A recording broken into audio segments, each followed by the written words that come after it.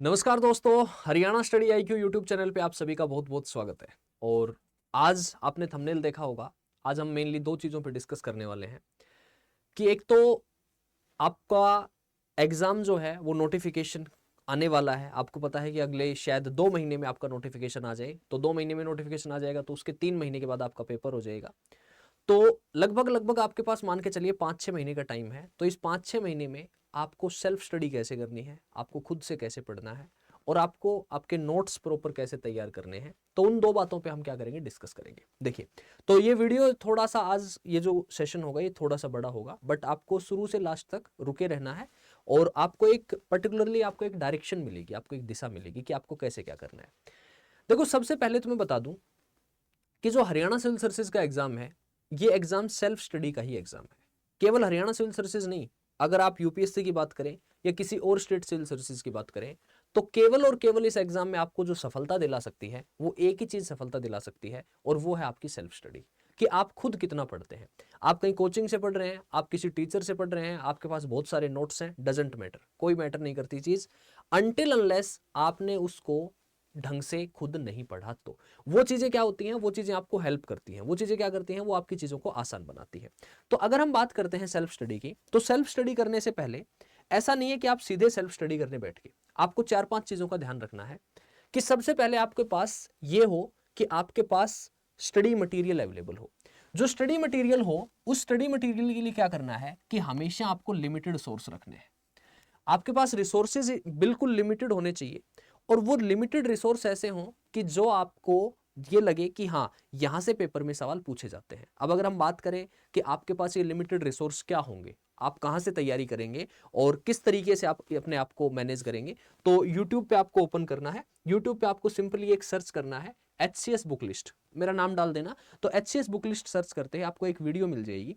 ये जो वीडियो है, यहां पर आपको मैंने पूरा डिटेल में समझाया है कि कौन कौन सी किताबें हैं जो आपके इस पेपर के लिए बेनिफिशियल हैं, और कौन कौन सी किताबें हैं जहां से सवाल पूछे जाते हैं। ठीक है, पहली चीज होगी।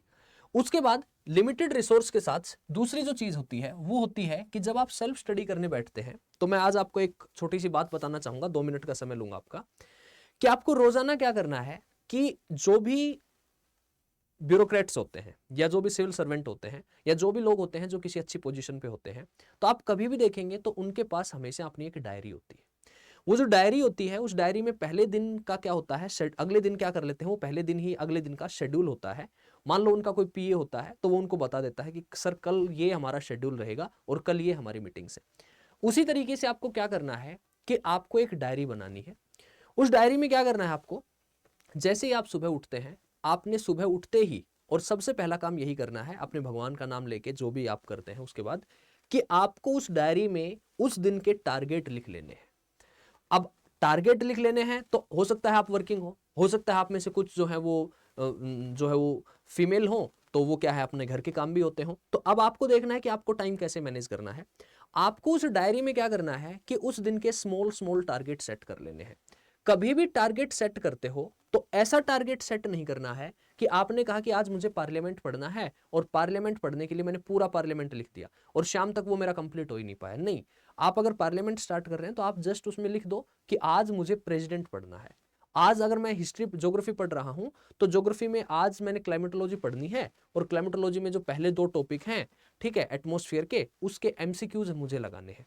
ठीक है, उसी तरह पॉलिटी में, उसी तरह ज्योग्राफी में, उसी तरह साइंस में, जो भी सब्जेक्ट आपके हैं वो सब्जेक्ट आप क्या करेंगे कि छोटे छोटे आप टारगेट सेट करेंगे।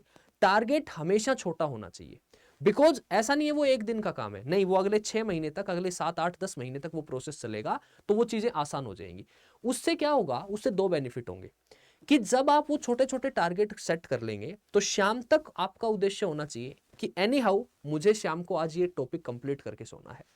जब आप उस टॉपिक को कंप्लीट करते हैं तो भी आप नीचे अपने सिग्नेचर करेंगे, और अगर आप नहीं करते हैं तो भी आप सिग्नेचर करेंगे और आप लिखेंगे कि आज मेरा ये काम पूरा नहीं हो पाया, इस वजह से मेरा ये काम पूरा नहीं हो पाया, और कल मैं ये गलती नहीं करूंगा, कल का जो काम होगा उस कल के काम को मैं अपना क्या करूंगा, कंप्लीट करूंगा। इससे 2 बेनिफिट होते हैं।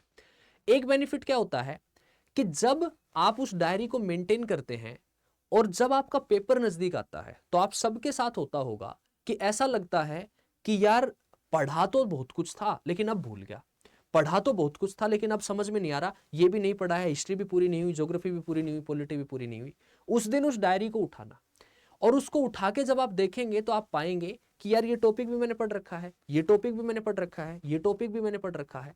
उसमें आपने सारे टॉपिक आपके कंप्लीट हो जाएंगे। और जब आप रिवीजन पे आएंगे तो रिवीजन में वही टॉपिक आपको रिवाइज करने हैं, और वही टॉपिक रिवाइज करने हैं तो रिवीजन में आएंगे तो उसके ब्रैकेट में लिखते रहो आगे आर कंप्लीट, आर कंप्लीट। उससे क्या होगा, आपका कॉन्फिडेंस बिल्ड होगा कि हाँ इस टॉपिक को तो मैंने 4 बार रिवाइज कर रखा है, इसमें तो कुछ ऐसा है ही नहीं जो मैं ना पढ़ पाता हूं, जो मैं ना समझ पाता हूं, इसमें तो ऐसी कोई बात है ही नहीं।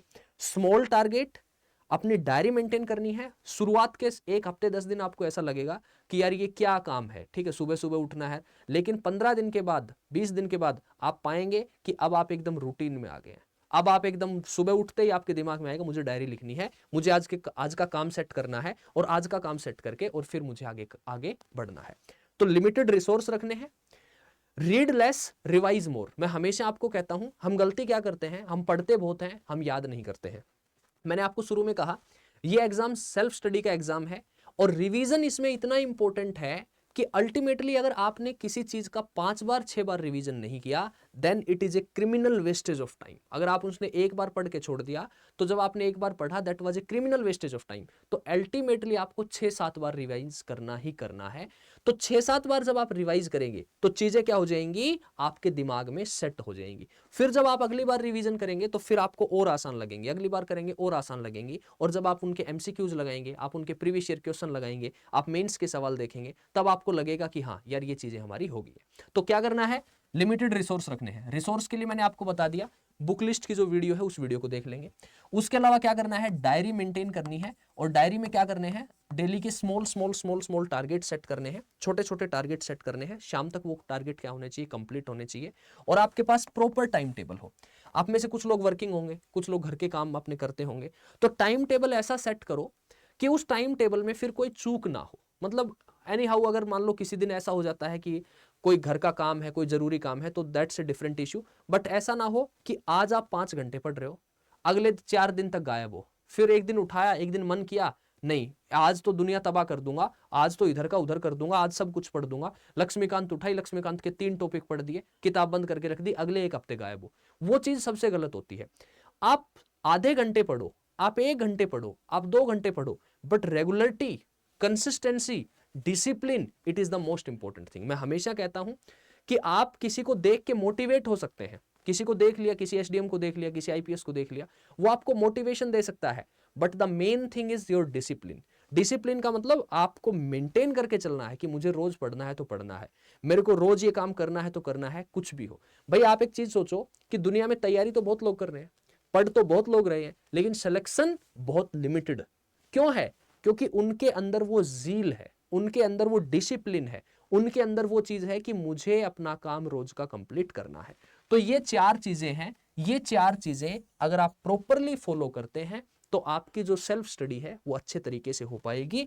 और मोस्ट इंपॉर्टेंट चीज जो है वो मैंने आपको बताया, revision. Revision is your religion. Revision revision revision revision.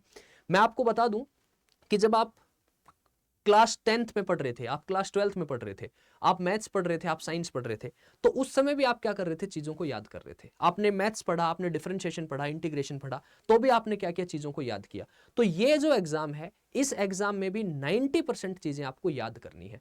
10% चीजें हैं जिनको आप समझ सकते हैं, और वो जो 90% चीजें हैं उनको जब हम याद करते हैं तो उनको एक अगर आप एक सिस्टमेटिक वे में लेके चलेंगे, एक तरीकेबद्ध रूप से आप आएंगे, तो तरीकेबद्ध रूप से आप आएंगे तो आपको चीजें आसान लगेंगी, लेकिन अल्टीमेटली याद आपको करना ही करना पड़ेगा। तो ये क्या है, ये आपकी सेल्फ स्टडी का जो बेस्ट, जो आपके 4 पॉइंट हैं। लिमिटेड रिसोर्स रखने हैं, स्मॉल टारगेट सेट करने हैं, प्रॉपर टाइम टेबल रखना है, और रिवीजन रिवीजन रिवीजन रिवीजन आपको करते हुए जाना है। दूसरी बात आती है कि आप नोट्स कैसे बनाएं और आंसर राइटिंग कैसे करें। दूसरा जो डिस्कशन है वो मैं पहले एक बार आंसर राइटिंग पे डिस्कशन कर लेता हूं कि आंसर राइटिंग कैसे करनी है। देखो, आंसर राइटिंग के रिगार्डिंग एक बड़ी कॉमन सी समस्या रहती है, और वो समस्या ये रहती है कि जब आप आंसर राइटिंग करते हैं तो आंसर राइटिंग में आप में से बहुत से लोग होंगे जो पढ़ तो रहे होंगे, हिस्ट्री पढ़ ली होगी, ज्योग्राफी पढ़ ली होगी, पॉलिटी पढ़ ली होगी, लेकिन आप ये नहीं कर पा रहे होंगे, लिखने से डर रहे होंगे, लिखना आप शुरू नहीं कर पा रहे हैं। तो क्या करना है कि मार्केट में मॉडल टेस्ट पेपर अवेलेबल है, मॉडल क्वेश्चन अवेलेबल है, मॉडल आंसर अवेलेबल है। आपको क्या करना है कि जब आप शुरुआत करेंगे, तो आपको मॉडल आंसर्स लेने हैं, मॉडल आंसर लेके और उस सवाल को लिखना है और उसके आंसर को लिखना है, और एज इट इज देख के लगना है, एज इट इज देख के लिखना है। आपको हो सकता है लगे कि ये क्या बात हुई, देख के लिखना है, इसमें कौन सी बड़ी बात है? इसमें बहुत बड़ी बात है।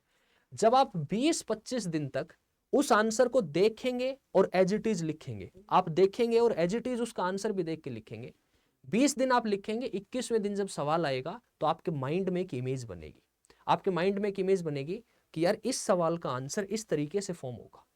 क्योंकि answer writing is just like cooking, it is just like painting, कि आपने कहां पर कौन सा कलर यूज करना है, कहां पर कौन सा ब्रश यूज करना है, कहां पर किस तरीके से। और मैं आपको यही कहना चाहूंगा कि अगर आपको कोई चेक करने वाला है, अगर आपके आंसर राइटिंग को कोई इवेल्युएट करने वाला है, देन इट्स बेटर, वो बहुत अच्छा है आपके लिए, ठीक है, उसका तो फिर कोई तोड़ ही नहीं है जो आपको। लेकिन 20-25 दिन, महीने के बाद आप आंसर राइटिंग को चेक करवाएं। जब आप 20 दिन तक उस मॉडल पेपर को देखेंगे, लिखेंगे, देखेंगे, लिखेंगे, तो सवाल आपके इमेज बनने लग जाएगी माइंड में, कि सवाल जब वो पूछता है, छोटे छोटे कीवर्ड्स होते हैं, evaluate, explain, discuss, describe, critically examine, examine, इनमें डिफरेंस क्या होता है।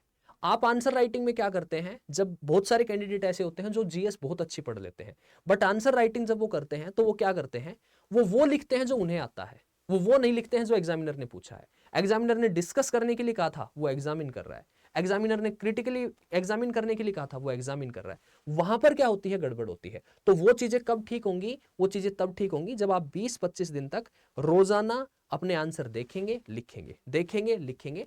उसके बाद अल्टीमेटली आपका फ्लो बन जाएगा और आपके पास एक इवेल्युएटर हो जो आंसर से इवेल्युएट करके बता दे आपको कि क्या ठीक लिखा है, क्या गलत लिखा है, और इसमें अब कहां कहां आपको सुधार की आवश्यकता है। आंसर राइटिंग 1-2 दिन में नहीं होगी। आंसर राइटिंग एक लंबा प्रोसेस है, और अभी आपका नोटिफिकेशन नहीं आया है, टाइम है, प्रीलिम्स होगा, उसके बाद मेंस होगा। So it is right time कि आंसर राइटिंग आज से ही शुरू करें।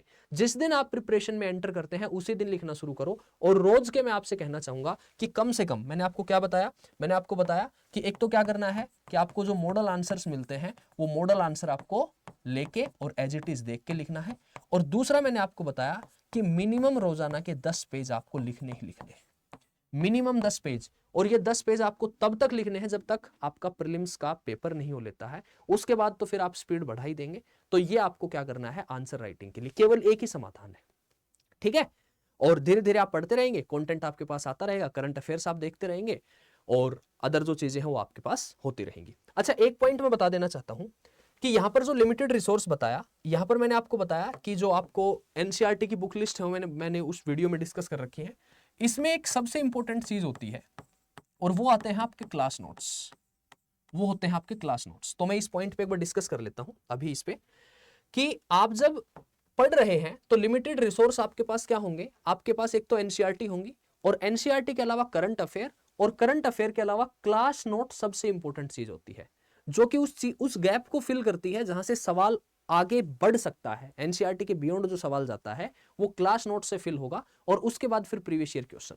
तो रिसोर्सेज क्या होंगे, रिसोर्सेज आपकी एनसीईआरटी होगी, कुछ स्टैंडर्ड बुक है जैसे पॉलिटिकली लक्ष्मीकांत है, ठीक है, बाकी तो मैं कभी स्टैंडर्ड बुक बताता नहीं हूं आपको। उसके अलावा क्या है, क्लास नोट्स, आप जहां कहीं से भी पढ़ रहे होंगे, और उसके अलावा क्या होंगे आपके पास, प्रीवियस ईयर क्वेश्चंस। ये आपके पास क्या होने चाहिए, आपका रिसोर्स होना चाहिए, ठीक है।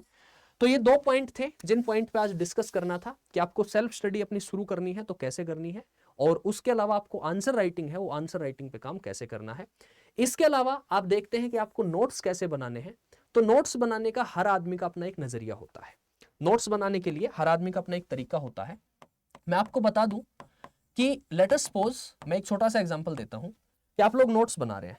तो आपने क्या किया, आपने क्लास अटेंड की किसी टीचर की 3 घंटे की, और आपके पास 10 पेज हो गए, 10 पेज आपने लिख लिया। और ये पेपर लिखने का ही है, ये पीपीटी का पेपर नहीं है। कभी सोचो कि पीपीटी मिल जाए, पीडीएफ मिल जाए और पीपीटी से काम चल गया ना, लिखना पड़ेगा मेंस में, फिर कोई फायदा नहीं है। 10 पेज आपने लिखे, टीचर ने आपको क्लास नोट्स बनवा दिए 10 पेज, ओके। उसके बाद क्या हुआ कि इस 10 पेज को आपको कंपाइल करना है, इसके सिनॉप्सिस बनानी है, और उस सिनॉप्सिस में क्या करना है, इस 10 पेज को कंपाइल करके एक पेज में बना देना है। जैसे आप चीट नोट्स बनाते हैं ना, चीट नोट्स, कि अगर मैं इस एक पेज को रिवाइज करूं तो मेरे 10 पेज क्या हो जाए, रिवाइज हो जाए।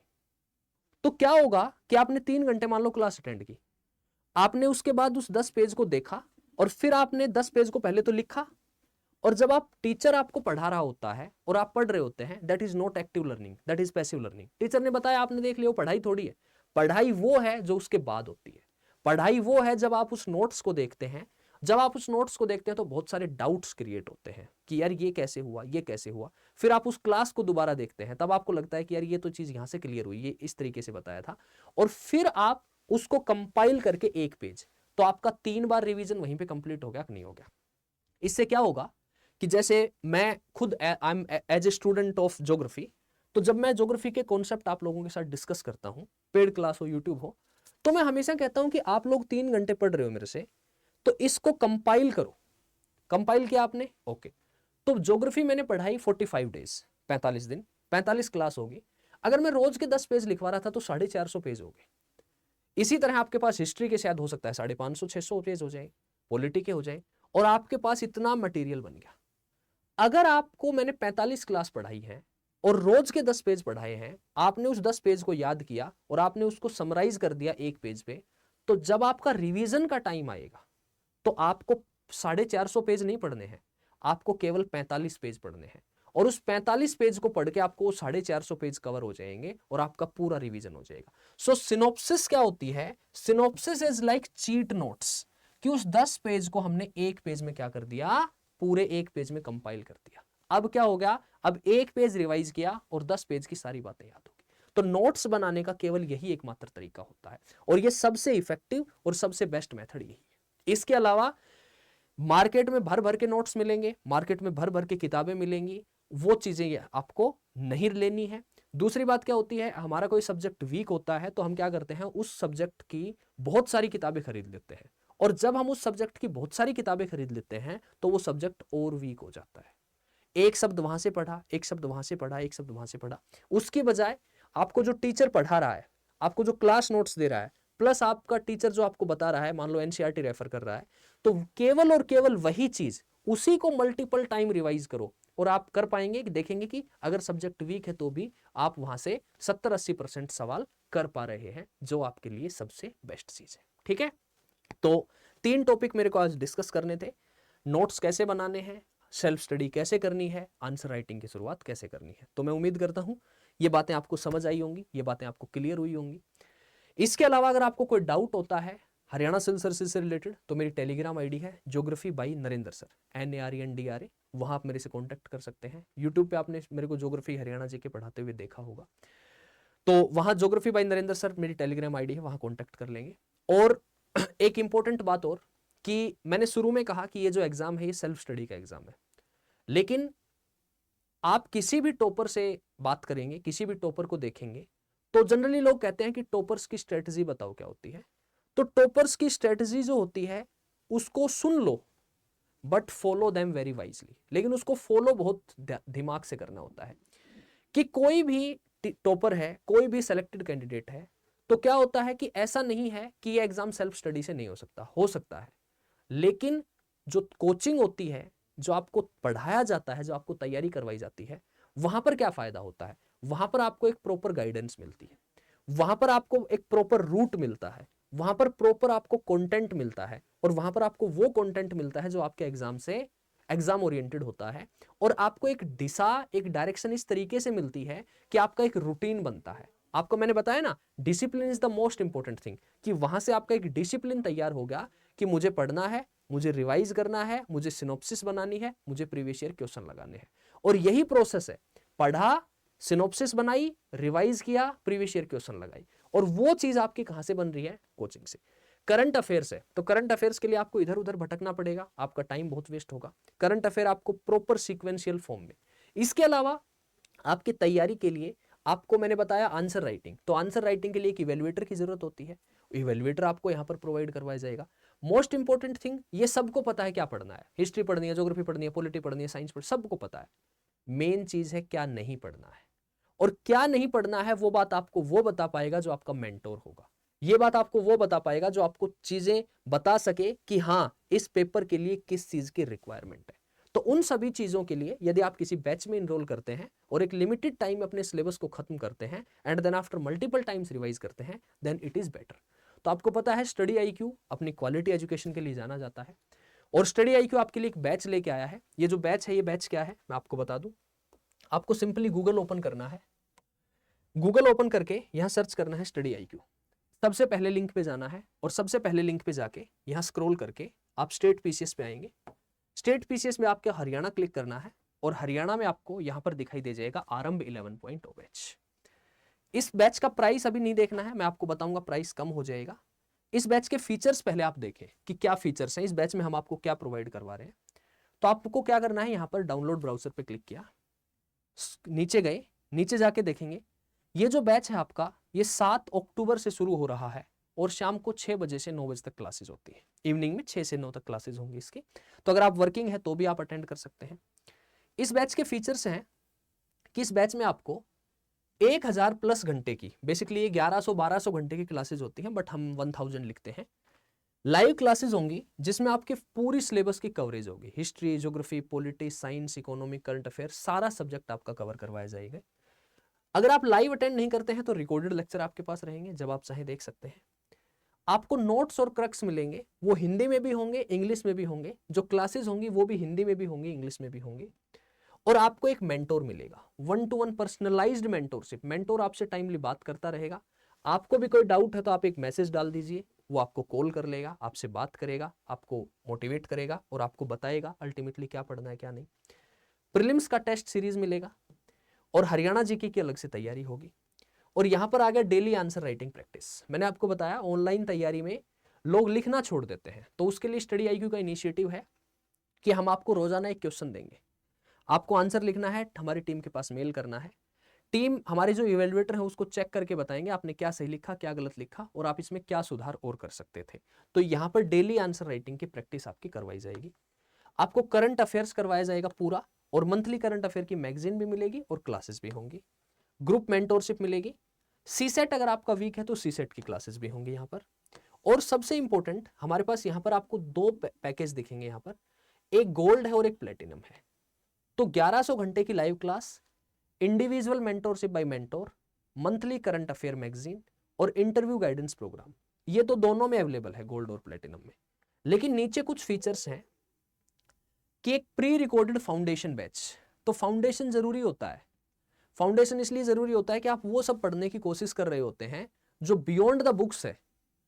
और आप अगर किसी बिल्डिंग में अगर आप पेंटिंग करवाना चाहते हैं तो पहले बिल्डिंग तो बना ले, फिर ही तो पेंटिंग होगी। तो प्री रिकॉर्डेड फाउंडेशन बैच, एक प्रीलिम्स का क्रैश कोर्स का बैच, ताकि प्रीलिम्स के आपकी कोई दिक्कत ना आए, बिकॉज एचसीएस में prelims is more challenging than the mains.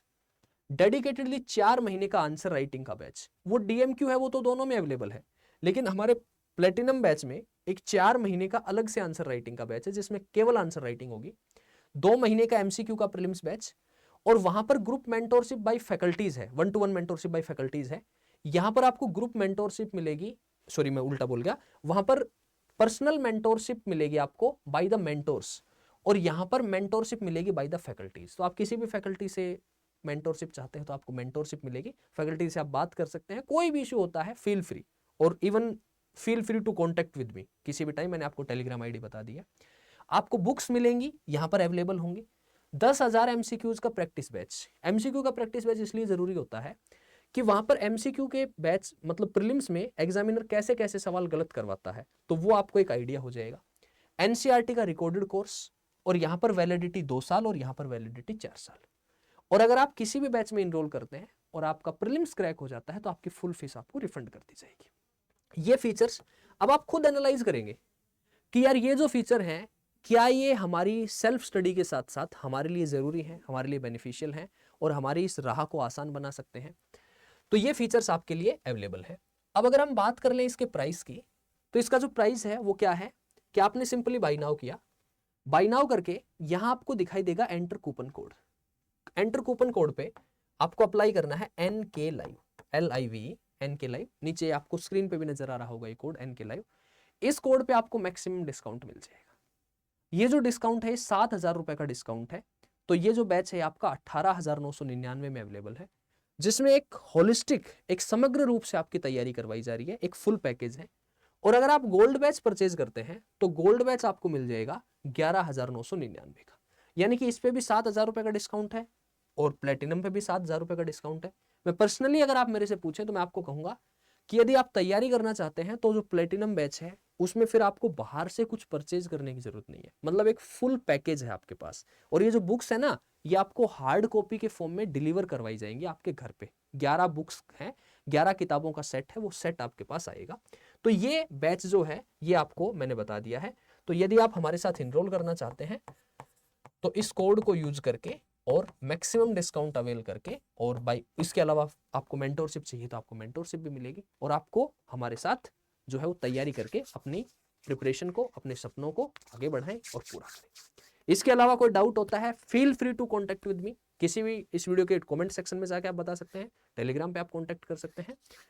So last यही कहना चाहूंगा कि अपनी तैयारी प्रिपरेशन को आगे बढ़ाएं। Bye, see you, take care, best of luck. Study IQ हमेशा आपके साथ है, हमारी तरफ से जो भी हेल्प होगी we are always ready for that. Bye, see you, take care.